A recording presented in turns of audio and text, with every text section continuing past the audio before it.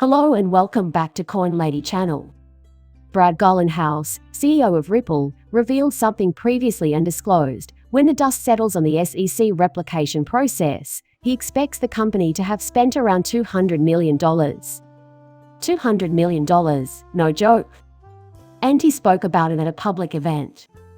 I'll run through some of the details and phrases, but my favorite part is when he utterly dismantled Gary Guns on basically the point of this whole thing, which is the primary clip that's been making the rounds on social media today.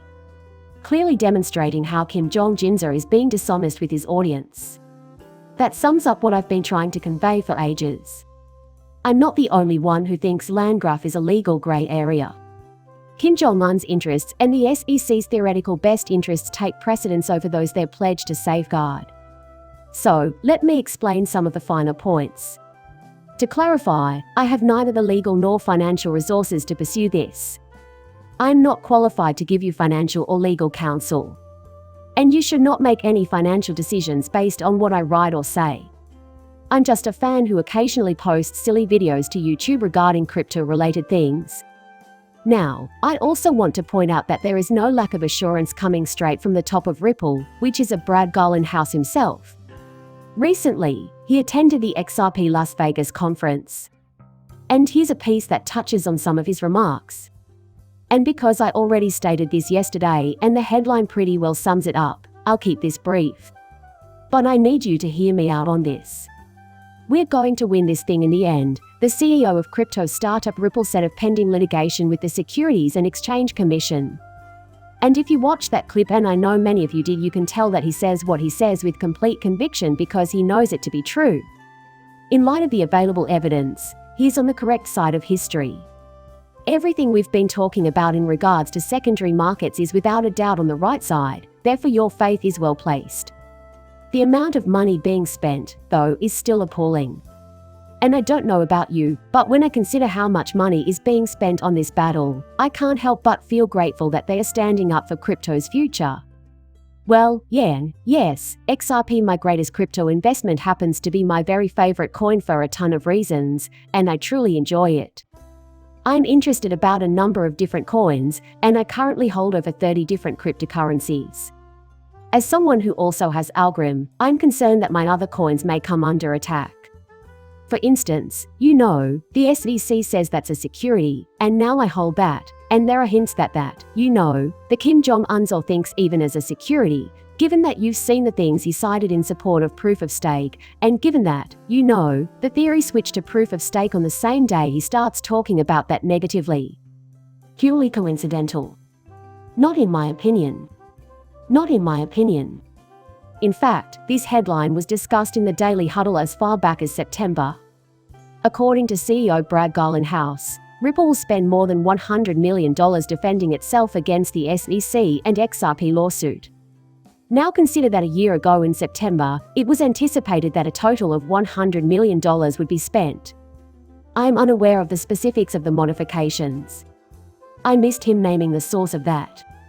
The length of time it has taken to resolve the litigation has beyond expectations, and I have no idea why. That's why it's crucial to have everyone on board at all times. In fact, that alone is eating up a huge chunk of our budget. However, you're tripling what they expected as recently as September. How many ones would get them to 123? That's right, as of September 23 RD, we're talking about around 8 months. Okay, that's close enough for government work. Wow, that's a huge jump right there. Again, $200 million, if we're going to risk that much. Let me go over the day-to-day particulars from the CNBC story this is based on.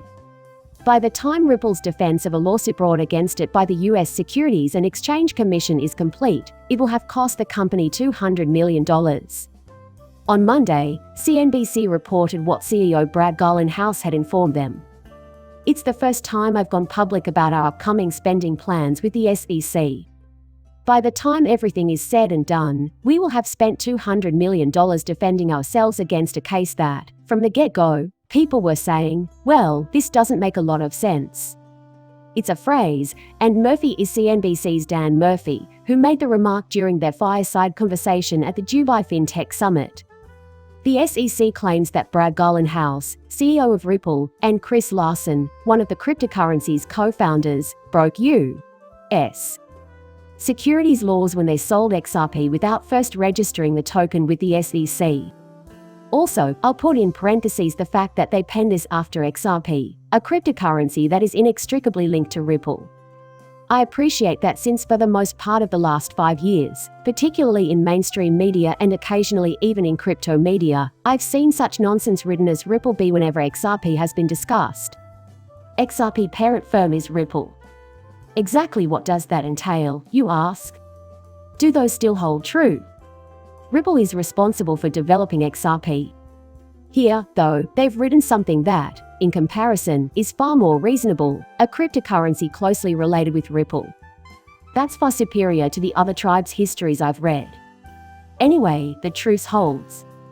Ripple disputes the SEC's claims, insisting that XRP is best classified as a cryptocurrency rather than a security. After settling claims that it sold unregistered securities, cryptocurrency exchange Kraken was ordered by the SEC to cease providing its so-called staking service, which offered users interest-like yields on their tokens.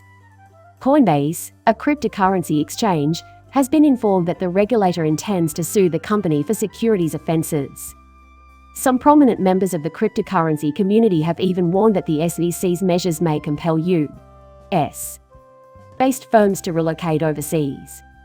Even though the crypto market didn't emerge until long after the Howey test, much of what the SEC has done thus far has included simply applying those restrictions to the sector. One of the most important criteria for identifying a security. The SEC's current position that XRP is a security is at odds with what Chairman Gary Gensler and other SEC officials have indicated in the past, according to a Garlinghouse. I'll just leave a note on this page, then.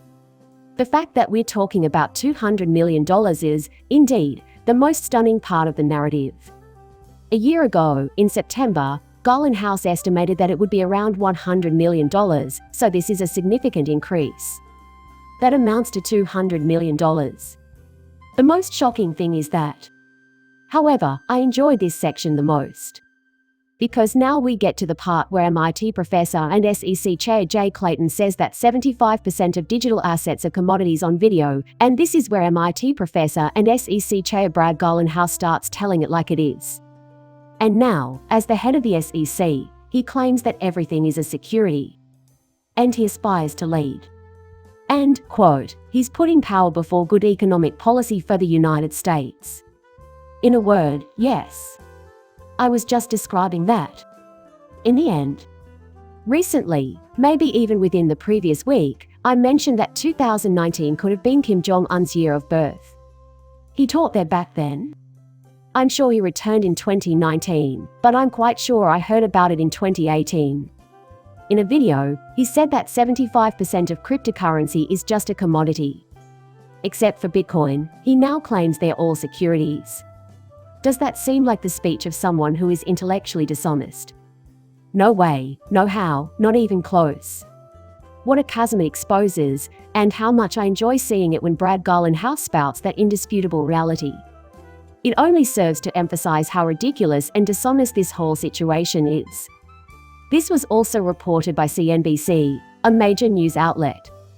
You're going to absolutely adore this place for seeing it. I also wanted to quickly mention that, given that we were at the Dubai FinTech Summit, there was some more noteworthy news that wasn't entirely unrelated to Dubai. The crypto company Ripple has opened a new office in the Dubai International Financial Center, as reported by the press. Even if XRP were to be completely prohibited in the United States, which, but even if we're talking about it's literally illegal to hold it here, which isn't gonna happen, Ripple would continue to grow and would be okay regardless. However, Ripples will be well fine even if that occurs. And XRP will continue to be used in every other country on the earth. Since we may yet face some difficulties in the future, XRP holders outside the United States likely have a lot less to worry about than XRP holders in the United States.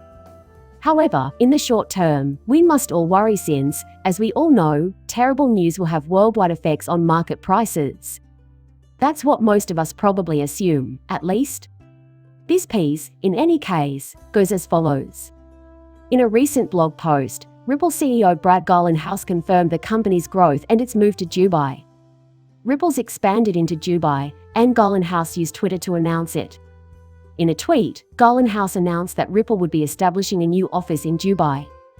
20% of our clientele are located in the Middle East and North Africa MENA, and a lucid regulatory system has been established, so it seems sense that Garlinghouse first disclosed the idea at the Dubai FinTech Summit. Quote, "There is adequate regulatory certainty in Dubai, making it a vital global financial center where crypto innovation may flourish and be quoted, but not so much in the United States, where I currently reside. Even while I fear the United States will lag far behind the rest of the world and only clumsily mislead its way there, I am hopeful that we will finally succeed. I am not a certified financial planner." Please leave your thoughts in the section below. If you like this video, give it a thumbs up on YouTube so you don't miss any important future updates. To receive quick updates anytime a new video is posted on Coin Lady channel. Please remember to hit the subscribe and notify buttons. You may see our other XRP history videos. In the meantime, you may catch us in the video below. See you in the next video. Bye.